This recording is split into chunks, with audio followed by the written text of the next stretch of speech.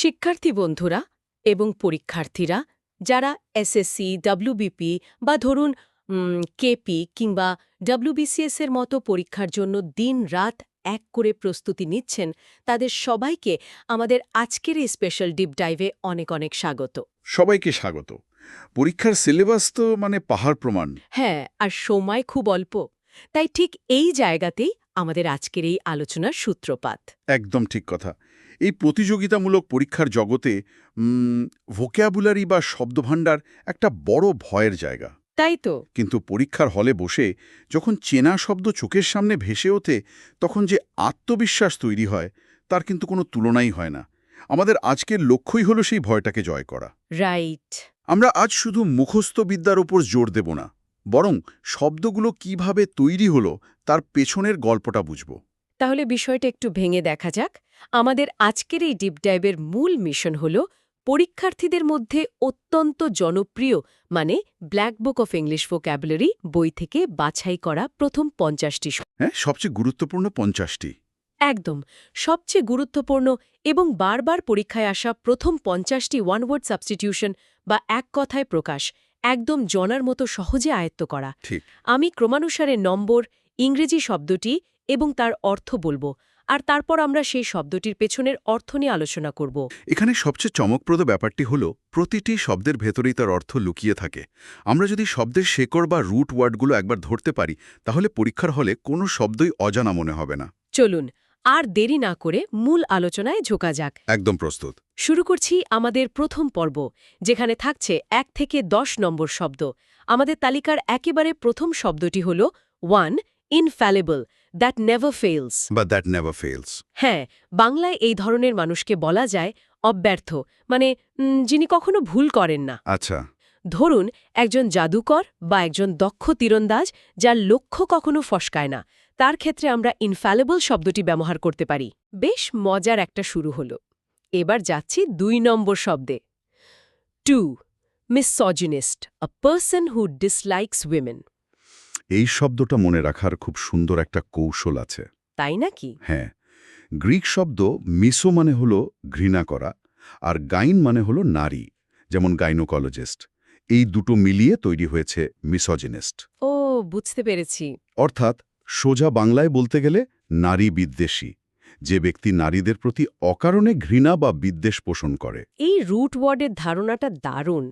তাহলে 3 নম্বর শব্দটা দেখি। 3. ফিলান্থ্রোপিস্ট, হেল্পস দ্য পুয়ার। এখানেও তো মনে হচ্ছে রুট ওয়ার্ডের একটা খেলা আছে। একদমই তাই। ফিল কথাটার অর্থ হলো ভালোবাসা বা প্রেম, আর অ্যানথ্রোপোস মানে হলো মানুষ। আচ্ছা।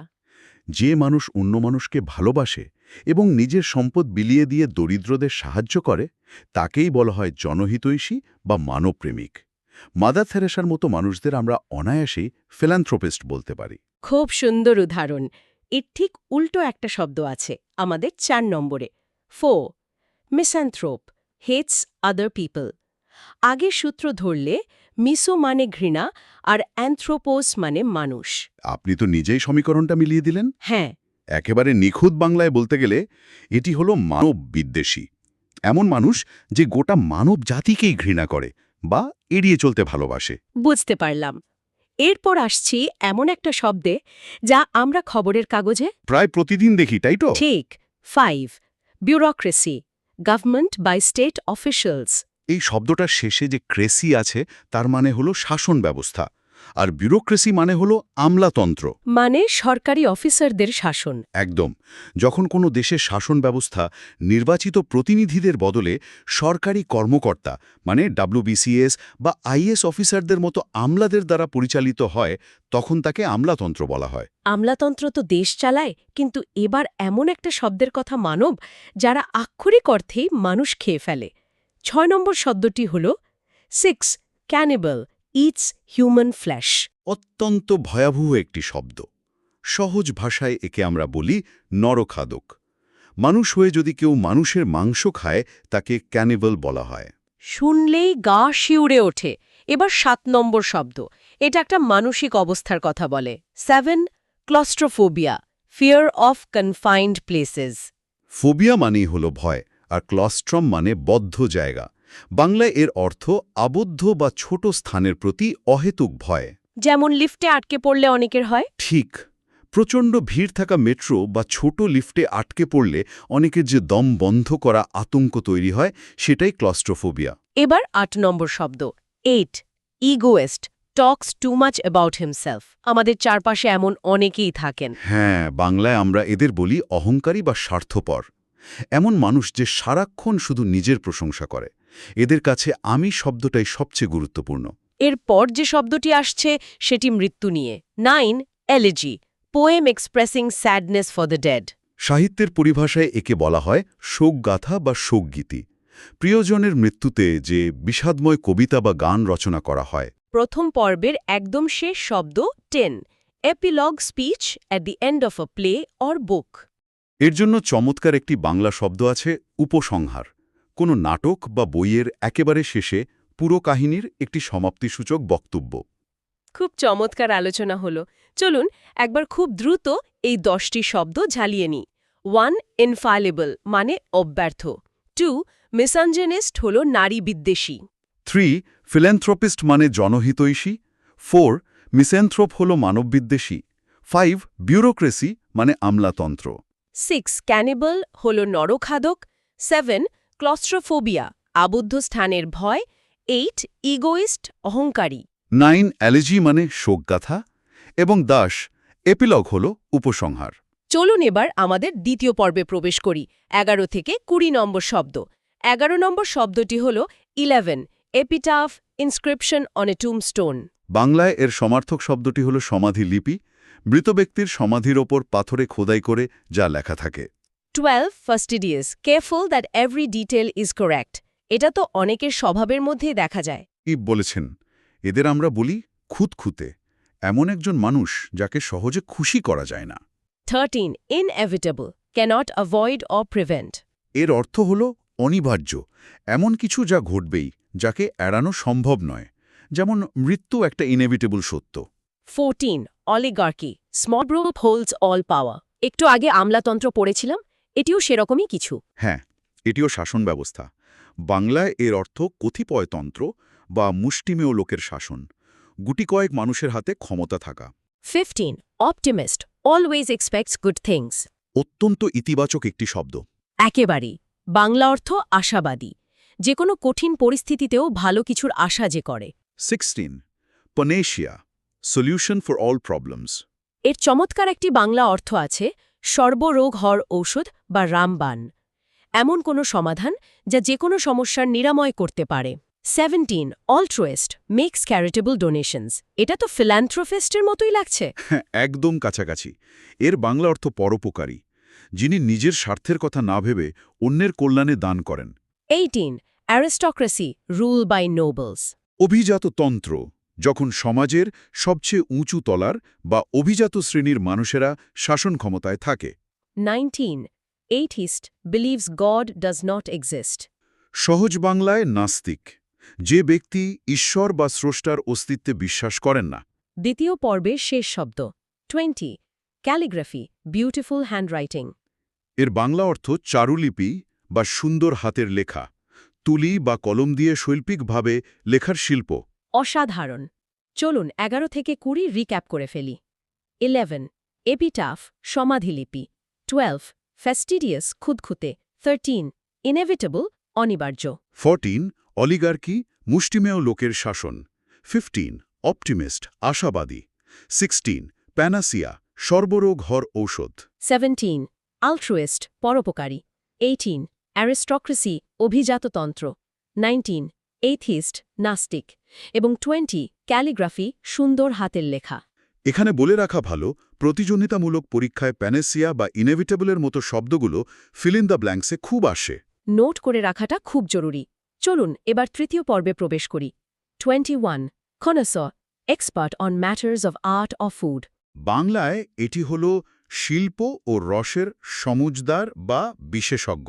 তবে পরীক্ষার্থীদের উদ্দেশ্যে আমি একটা কথা বলতে চাই, এই কনেসর শব্দটার বানান মনে রাখা কিন্তু বেশ কঠিন। CONNOISSEUR, দুটো N এবং দুটো S। হ্যাঁ, স্পেলিং টেস্টে এটা খুব দেয়। ঠিক, পরের শব্দে যাওয়া যাক 22 fatalist believes events are decided by fate সোজা বাংলা হল ভাগ্যবাদী, যিনি বিশ্বাস করেন জীবনে যা ঘটে তা সবই ভাগ্যের লিখন। 23 invincible too strong to be defeated বাংলায় এর অর্থ অজেয়, যাকে কোনোভাবেই যুদ্ধে বা খেলায় হারানো সম্ভব নয়। 24 mercenary soldier fighting for payment একে আমরা বই ভাড়াটে সৈনিক, টাকার বিনিময়ে যে যুদ্ধ করতে প্রস্তুত থাকে। 25 ascetic lives a simple and strict way Bangla অর্থ সন্ন্যাসী বা তপস্বী, যিনি সমস্ত সুখ স্বাচ্ছন্দ্য ত্যাগ করে অত্যন্ত সাদামাটা জীবনযাপন করেন। পরীক্ষার্থীদেরও তো পরীক্ষার আগে কিছুটা ascetic হতে হয়। একদমই তাই। 26 carnivorous animals that eat meat বিজ্ঞানের পরিচিত শব্দ। হ্যাঁ, কার্ন মানে মাংস, তাই এর অর্থ হল মাংসাশী, বাঘ সিংহের মতো প্রাণী। 27 cartography art of maps cart মানে ম্যাপ আর গ্রাফি মানে আঁকা, অর্থাৎ মানচিত্রাঙ্কন বিদ্যা, ম্যাপ তৈরি করার বিজ্ঞান। 28 etymology study of origin of words আমার মনে হচ্ছে আজকের পুরো আলোচনাটাই এর ওপর। ঠিক ধরেছেন, বাংলা অর্থ শব্দতত্ত্ব বা ব্যুৎপত্তিবিদ্যা, একটি শব্দ কোথা থেকে এলো তার বৈজ্ঞানিক আলোচনা। 29 homicide killing somebody deliberately Homo মানে মানুষ আর সাইড মানে হত্যা, সব মিলিয়ে নরহত্যা, মানুষকে ইচ্ছাকৃত খুন করা। তৃতীয় পর্বের শেষ শব্দ 30 iconoclast criticizes popular beliefs এর গভীর বাংলা অর্থ হল প্রথা বা প্রচলিত রীতিনীতি ভঙ্গকারী, যে সমাজের অন্ধবিশ্বাস ভেঙে নতুন কিছু গড়তে চায়। দারুণ, চলুন রিক্যাপ করে নি। 21 কনসর শিল্প ও রসের সমজদার। 22 ফেটালিস্ট ভাগ্যবাদী। 23 ইনভিনসিবল অজেয়। 24 মার্সিনারি ভাড়াটে সৈনিক। 25 অ্যাসেটিক সন্ন্যাসী। 26 কার্নিভোরাস মাংসাশী। 27 কার্টোগ্রাফি মানচিত্রাঙ্কন বিদ্যা। 28 এটিমোলজি শব্দতত্ত্ব।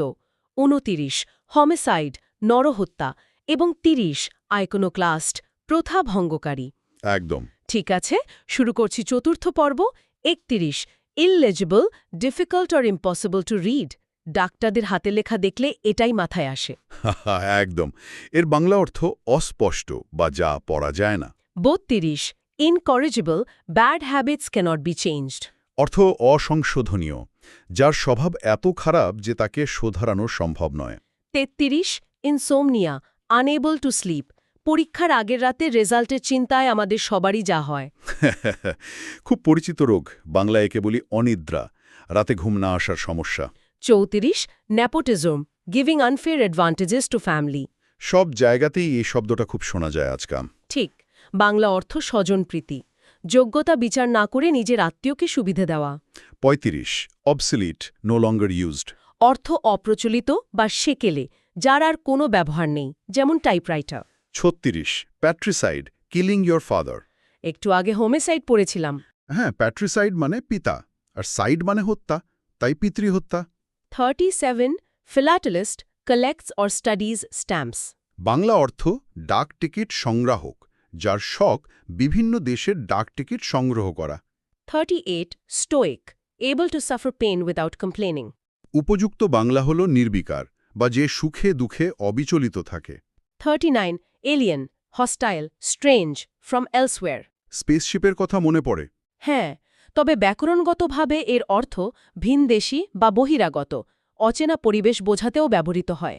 চতুর্থ পর্বের শেষ শব্দ 40 amateur does something for enjoyment not as a job বাংলায় বলা যায় শৌখিন বা অপেশাদার, পেশা হিসেবে নয়, নিজের আনন্দের জন্য যিনি কাজ করেন। চটজলদি রিক্যাপ 31 ইললেজিবল যা পড়া যায় না। 32 ইনকরেজিবল অসংশোধনীয়। 33 ইনসমনিয়া অনিদ্রা। 34 নেপোটিজম স্বজনপ্রীতি। 35 অবসলিট অপ্রচলিত। 36 প্যাট্রিসাইড পিতৃহত্যা। 37 ফিলাটেলিস্ট ডাকটিকিট সংগ্রাহক। 38 স্টোইক নির্বিকার। 39 এলিয়েন বহিরাগত এবং 40 অ্যামেচার শৌখিন বা অপেশাদার। ঠিক। আমরা এসে পড়েছি আমাদের ডিপ ডাইভের একেবারে শেষ পর্বে। 41 অ্যামনিশিয়া লুজেস মেমরি সিনেমাতে নায়কের মাথায় চোট লাগলেই এটা হয়। হ্যাঁ, বাংলা অর্থ স্মৃতিভ্রংশ বা ভুলে যাওয়ার রোগ। 42. Anarchy. No government or order. এর অর্থ অরাজকতা, যখন কোনো দেশে সরকার থাকে না এবং বিশৃঙ্খলা বিরাজ করে। 43. Anthropology. Study of human race. বিজ্ঞানের এই শাখার বাংলা অর্থ নৃবিজ্ঞান বা মানবজাতি বিজ্ঞান। 44. Archives. Collection of historical documents. এর অর্থ মহাফেজখানা বা ঐতিহাসিক নথিপত্র সংরক্ষণের স্থান। 45. Credible. That can be believed. সহজ বাংলা অর্থ বিশ্বাসযোগ্য, যার উপর ভরসা করা যায়। 46. Effeminate. Behaving like a woman. এর অর্থ মেয়েলি স্বভাবযুক্ত, কোনো পুরুষের আচার আচরণ যদি নারীদের মতো হয়। 47. Feminist. Supports women's rights. Bangla অর্থ নারীবাদী, যিনি নারী ও পুরুষের সমান অধিকারে বিশ্বাস করেন। 48. Genocide. Murder of a whole race. ভয়াবহ অপরাধ, এর অর্থ গণহত্যা, একটি সম্পূর্ণ জাতিকে ধ্বংস করা। 49. Gullible. ইজিলি ট্রিকড। চমৎকার বাংলা অর্থ হল অতি সরল বা যে সহজেই ধোঁকা খায়, যাকে বোকা বানানো সোজা। তালিকার একেবারে শেষ শব্দ 50. অনোরেরিয়াম, পেমেন্ট ফর প্রফেশনাল সার্ভিসেস। সম্মানজনক বাংলা অর্থ হল দক্ষিণা বা সম্মানিক ভাতা, পেশাদার সেবার জন্য সম্মানস্বরূপ যে অর্থ দেওয়া হয়। অসাধারণ একটা জার্নি ছিল। শেষ রিভিশন দিয়ে নি। 41. অ্যামনেশিয়া, স্মৃতিভ্রংশ। 42. অ্যানার্কি, অরাজকতা। 43. অ্যানথ্রোপোলজি, মানবজাতি বিজ্ঞান। 44. আর্কাইভস, মহাফিজ খানা। 45. ক্রেডিবল, বিশ্বাসযোগ্য। 46. ইফেমিনেট, মেয়েলি স্বভাবযুক্ত। 47. ফেমিনিস্ট, নারীবাদী। 48. জেনোসাইড, গণহত্যা। 49. গালেবল, অতি সরল। এবং 50. অনোরেরিয়াম, সম্মানিক ভাতা। একদম সম্পূর্ণ। এই তো 50টি এক কথায় প্রকাশ আমরা গল্পের ছলে কভার করে ফেললাম। পরীক্ষার্থীদের বলতে চাই, ইংরেজি ভোক্যাবুলারি দেখে ভয় পাওয়ার কিছুই নেই। ধারাবাহিকভাবে প্রতিদিন অল্প সময় দিলে শব্দগুলো আয়ত্তে চলে আসবে। একদম সঠিক কথা। আর যাওয়ার আগে শিক্ষার্থীদের জন্য একটি নতুন ভাবনার জায়গা তৈরি করে দিতে চাই। বলুন, আমাদের আলোচনায় বারবার এটিমোলজি বা শব্দতত্ত্বের কথা এসেছে। ভেবে দেখুন তো, প্রতিটি ইংরেজি শব্দকে শুধু মুখস্থ না করে যদি আমরা শব্দের শেকড় বা রুটটা খুঁজে বের করি, তবে কি অজানা শব্দের অর্থ নিজে থেকে অনুমান করা সম্ভব নয়? নিশ্চয় সম্ভব। যেমন ক্রেসি মানে শাসন, যা দিয়ে তৈরি হয় বিউরোক্রেসি। আবার সাইড মানে হত্যা, যা দিয়ে হয় হোমিসাইড। এই পদ্ধতিতে শিখলে শেখার আনন্দটাও বাড়ে। অত্যন্ত চমৎকার এবং কার্যকরী একটি পয়েন্ট। আশা করি আজকের এই আলোচনাটি সবার প্রস্তুতির পথে একটি দারুণ হাতিয়ার হয়ে উঠবে। ধৈর্য ধরে আমাদের সাথে থাকার জন্য অসংখ্য ধন্যবাদ। খুব ভালোভাবে প্রস্তুতি চালিয়ে যান। সাফল্য আপনাদের অনিবার্য বা ইনএভিটেবল। আজকের মতো আমাদের এই ডিপ ড্রাইভ এখানে শেষ করছি। শুভ বিদায়।